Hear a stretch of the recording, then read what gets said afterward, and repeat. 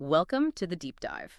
Today, we're getting into some really fascinating stuff from Daniel Kahneman about, well, how our minds work. Yeah, it's about this kind of uneasy interaction he described Yeah. between two ways of thinking. Exactly. He called them System 1 and System 2. You know, your Yeah. fast gut reaction thinking versus the slow, more effortful kind. Right. And our mission here is to unpack those patterns, the predictable ways we all tend to make mistakes, what we call cognitive biases. And what's really interesting is how Kahneman actually measured the effort involved in that slow thinking in System 2. Measured it. How? Well, they literally watched people's bodies react, like pupils dilating, heart rate increasing when they tackled tough mental tasks. Wow. So it's not just a feeling, it's physical. It's physically measurable.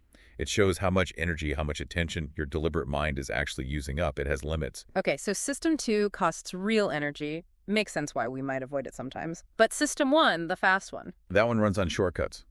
Heuristics, he called them. Quick rules of thumb. Right, shortcuts. Okay, here's one for you listening. Think about the letter K. Is it more likely to be the first letter in an English word or the third? Most people jump to first. Why? Because it's way easier to think of words starting with K-kite, kangaroo, key. Right. They come to mind easily. But statistically, K is actually much more common as the third letter. That's the availability heuristic. What's easy to recall feels more likely, even if it isn't. Exactly. Like seeing lots of news about a certain crime might make you think it's happening all the time more than it really is. It's just more available in your head. So our brains are constantly taking these shortcuts. And System 1 doesn't just stop there. It also jumps to conclusions really fast. Kahneman had an acronym for it. WYSAIT. WYSID? Yeah, what you see is all there is. Okay, break that down. What you see is all there It is. means your intuitive mind, System 1, it grabs whatever information is right there and builds the best story it possibly can, right now, Even if the information is incomplete. especially if it's incomplete. So someone's described as intelligent and strong, boom. System 1 paints a picture, maybe a good leader, Okay, I see that. but it doesn't wait. What if the next words were corrupt and cruel? System 1 already built its story based on what it saw first. Ah, so it doesn't pause and ask, is that everything? Nope.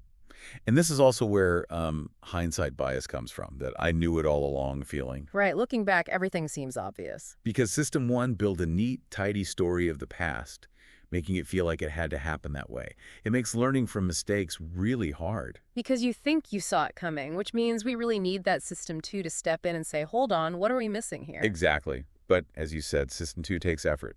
And sometimes it's just lazy. Kahneman called that intellectual sloth, right? Just easier to go with the gut feeling from System 1, even if it might be wrong. Precisely. It saves energy.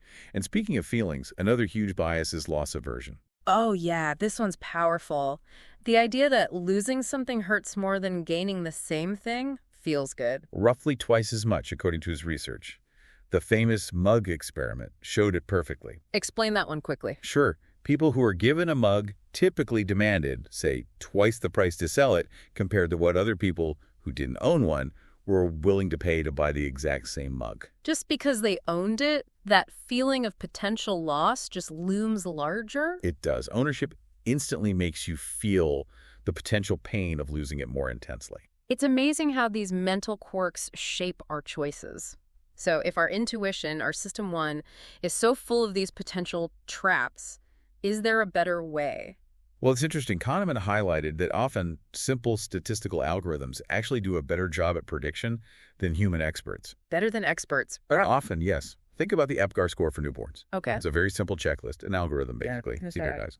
And it drastically cut down infant mortality compared to just doctors' intuition back in the day. It avoids that illusion of validity experts sometimes have, where they trust their gut feelings even when the data points another way. Okay, so wrapping this up then, our minds have these super fast, efficient shortcuts. Incredibly useful most of the time. But they also lead us into these predictable errors, these biases. So the takeaway for you listening, understanding these patterns, WYSID, loss aversion, availability, it gives you the power to maybe catch yourself. To recognize when System 1 might be leading you astray. Right. So the question becomes, are you consciously engaging your System 2? Are you pushing past that easy gut feeling to ask, what am I not seeing? Or are you letting that intellectual sloth take the wheel? Something to think about.